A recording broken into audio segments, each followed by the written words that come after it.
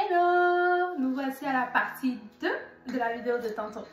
Alors, on va parler de Pierre, l'apôtre de Jésus, qui, comme les autres apôtres aussi, a fait preuve d'humilité dans le sens où il a laissé l'activité qu'il faisait pour suivre Jésus. C'est pas facile, c'est comme, ok, je sais pas quel travail toi qui me regardes tu fais, mais imagine quelqu'un qui est, je sais pas, médecin ou encore avocat ou un grand architecte, peu importe là, honnêtement, tu fais un travail qui a quand même une certaine renommée, puis comme tu gagnes bien ta vie avec ça. Puis là, le Seigneur te dit, oh, laisse tout ça, puis deviens pêcheur d'hommes. Déjà, c'est quoi pêcheur d'hommes? Like, c'est quoi pêcheur d'hommes? Genre, qu'est-ce que ça implique? Comment pratiquement on va manger avec ça, tu vois? Des questions comme ça qui auraient pu ressortir. Mais ce que j'ai aimé dans l'appel des apôtres, c'est sûr que le charisme et l'onction que dégageait Jésus n'a pas permis même qu'il y ait une résistance. Mais on voit quand même à leur niveau à eux tous, une soif de Dieu et une humilité. Parce que dès que le Seigneur parlait, ils y allaient. Et ça, c'est une des caractéristiques que j'ai trouvé impressionnant chez eux en fait. Lorsque la Bible nous relate comment ils ont été appelés, parce qu'ils ont tous été appelés de manière simple. Jésus passait et disait, toi suis-moi, and just there, they were just coming. So, c'est sûr que leur cœur était prédestiné déjà par l'humilité pour que l'onction de Jésus puisse maintenant les attirer en fait à lui. Ils cherchaient déjà Dieu d'un certain sens dans leur cœur. Donc il y a ça qu'on peut retrouver dans Luc 5 verset 10 à 11. Pierre a aussi suivi un inconnu parce que dans le temps, tous ceux qui faisaient la sacrificature, c'est vraiment quelque chose de générationnel, genre la famille des Lévi, la famille de tel, la famille de ceci, de cela. C'est vraiment mon arrière-grand-père était un sacrificateur, je suis un sacrificateur aujourd'hui, tu vois. Mais Jésus, il n'y a pas eu vraiment on n'a pas vraiment eu une relation directe comme ça. Son père biologique direct était charpentier. So, c'est comme quelqu'un de nouveau qui rentrait dans le ministère comme ça, puis ils ont accepté de le suivre. Pierre a décidé de le suivre avec les autres apôtres. Autre chose, c'est que Pierre faisait partie de l'équipe d'intercession de Jésus. Donc souvent, Jésus appelait Pierre, Jean-Jacques, venez avec moi sur la montagne, venez avec moi à tel endroit, on va prier, on va faire ceci, on va faire cela. Et les intercesseurs, ce sont des personnes que j'admire beaucoup. Et l'auteur du livre en parle parce que l'intercesseur, c'est quelqu'un qui reste dans le lieu secret, il prie, il intercède, il y a des changements radicaux qui se font dans le monde autour de lui, des choses qu'on peut voir comme effet de sa prière, mais en réalité il n'y a personne qui est dans son lieu secret pour le voir en train d'intercéder. Fait que c'est totalement un travail qui peut avoir l'air quand on ne te donne pas une reconnaissance. Mettons quand tu es devant et tu chantes par exemple, voilà, tu chantes, si tu as une belle voix, c'est bien, les gens vont apprécier ta musique, ils vont dire oh, like today during the ministry I was really touched and everything, tu vois. Mais l'intercesseur, si par exemple c'est juste ça son travail dans l'église et qui fait rien d'autre que qui show ou que les gens vont voir, ça peut être perçu comme oh je sais pas, il n'est pas dans aucun groupe, dans aucune activité, mais en réalité il fait des choses extraordinaires. Et je me souviens la dernière fois, l'épouse de mon pasteur disait que elle a entendu Yonggi Cho dans une de ses prédications dire que s'il devait recommencer la construction de l'église, il aurait laissé les affaires de sortie dehors et évangéliser les gens et rester dans sa chambre, prier chaque jour, intercéder pour les âmes. En fait, c'était juste pour montrer à quel point l'intercession a une grande puissance, right? Et ces personnes-là, ils ont cette grande puissance-là qu'ils nourrissent chaque jour, qu'ils exercent chaque jour, mais ils ne sont pas forcément reconnus devant tout le monde. Et Pierre faisait partie de cette équipe-là. Vous pouvez voir ça dans Luc 5, verset 5 aussi. Et l'autre chose avec Pierre, c'est que il a accepté les remontrances. Il a accepté d'être traité de Satan carrément. Vous vous souvenez dans la parole, là où Jésus disait que oh, il va mourir et tout ça, et Pierre le prend à part, il dit non Seigneur, ne dis pas des choses comme ça. Matthieu 16, 22 à 23. Non, Seigneur, ne dis pas des choses comme ça, tu ne mourras pas. Je vais te protéger, I got you, you know, like the zeal and everything. But that's fair enough. But... Et puis en plus, Pierre venait d'avoir une révélation puissante du Seigneur. Et depuis cette révélation-là, Jésus lui a dit, je te ferai la pierre sur laquelle je bâtis mon église. Donc c'est sûr que voilà, il a l'onction, Pierre. Hein? So, probablement que cette phrase-là, il n'a pas essayé de filtrer, voir est-ce que c'est Dieu qui me parle ou c'est l'ennemi qui me parle. Et là, Jésus n'a pas laissé ça passer. Devant tout le monde, tous ceux devant lesquels on l'avait comme élevé tantôt, on lui dit, arrière de moi Satan. C'est même pas, non Pierre, cette parole ne vient pas de toi, ça vient du mal. Arrière de moi Satan, comme si Pierre là me mettait Satan. Oh my days, tu t'imagines?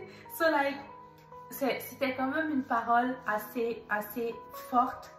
Et Pierre n'a pas eu l'orgueil de dire que mais comment Jésus peut me parler comme ça devant tout le monde. Imagine ton pasteur a fait quelque chose dans le secret parce que Pierre l'avait pris à part.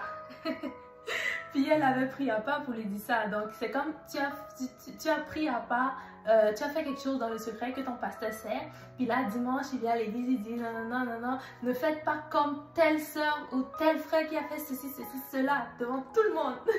Tu vois un truc comme ça. So like l'humain peut être comme fâché et puis comme en colère par rapport à ça. Mais Pierre n'a pas réagi de la sorte. Il a été humble. Et la Bible nous dit dans Proverbe 12, verset 1, « Qui aime la connaissance désire être corrigé. Qui déteste les réprimandes n'est qu'un sot. » Fait que dans notre marche avec le Seigneur, c'est sûr que nous allons avoir des réprimandes. On va être réprimandé par les personnes que Dieu place devant nous comme des autorités spirituelles. Et ça, je veux vraiment qu'on mette un point d'honneur dessus. La réprimande, c'est une bonne chose. La réprimande, c'est une bonne chose. Quand c'est une autorité spirituelle qui te réprimande, c'est une bonne chose. Et il faut savoir le prendre avec joie et humilité. On est trop... je trouve que parfois, en tant que chrétien aujourd'hui, on est trop habitué à notre propre liberté de penser comme on pense par nous-mêmes, on veut faire les choses par nous-mêmes et tout blablabla. C'est sûr que tu as un cerveau, donc c'est pour réfléchir, of course. But il y a des principes, il y a une hiérarchie. Et même si ton autorité te réprimande sur quelque chose, like, que toi tu ne vois pas encore, peut-être que tu as vraiment fauté ou quoi que ce soit, tu peux aller dans le lieu secret pour demander au Seigneur. Tu peux faire plusieurs autres choses que de répondre mal à cette réprimande-là. Le sot répond mal à la réprimande. En fait, il déteste la réprimande, donc il réagit mal avec fureur. Mais une personne sage, une personne qui aime la connaissance, désire être corrigée. Donc quand quelqu'un te corrige, quand quelqu'un te réprimande, quand quelqu'un te reprend sur quelque chose, oh my days, aime cette personne, bénis cette personne parce que c'est Dieu qui a amené cette personne dans ta vie. Et souviens-toi, même la parole de Dieu nous dit que Dieu, il châtie ses enfants qu'il aime. Donc si Dieu permet qu'il y ait des personnes devant toi pour faire ce châtiment, c'est que il veut te manifester son amour, il veut te rendre encore meilleur. So la réprimande, perfecto. I love that. We have to, you know. Maybe difficult sometimes, but we have to. And un truc aussi que j'aimerais rajouter dessus, no matter how the person did it.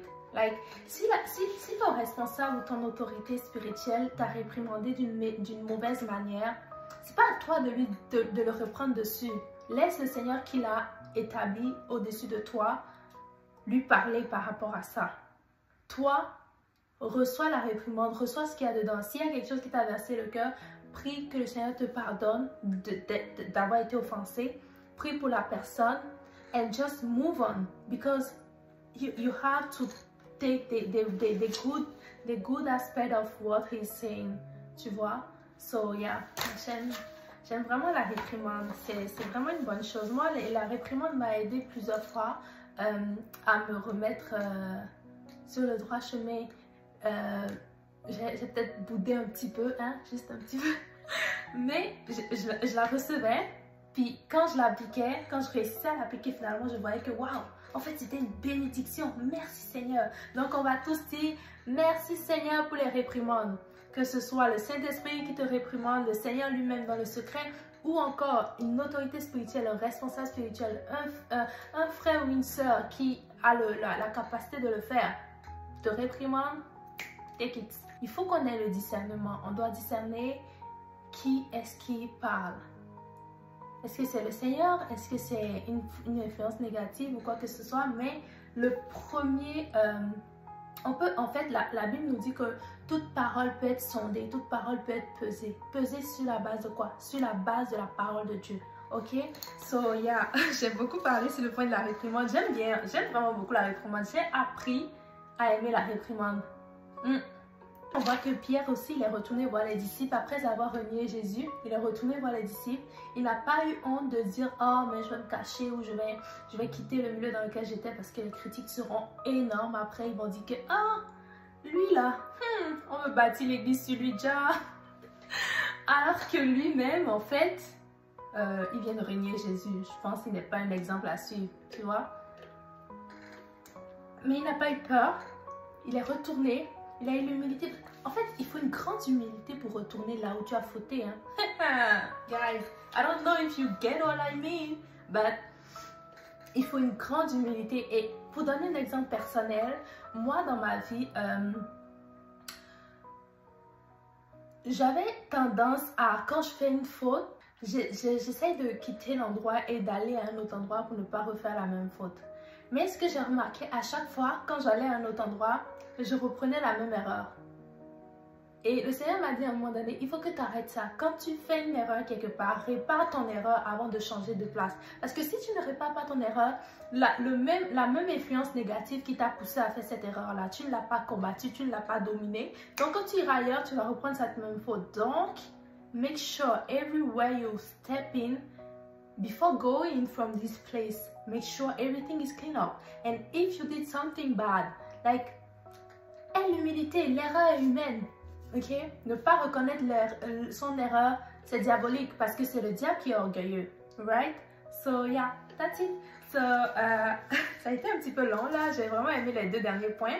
So, we're gonna see each other for the next chapter. Il nous reste juste 2 chapitres pour finir le livre. So, keep it up. Restez là. On est ensemble. Puis, on va finir le livre ce mois-ci, là, ce mois-ci. Take care. Bye.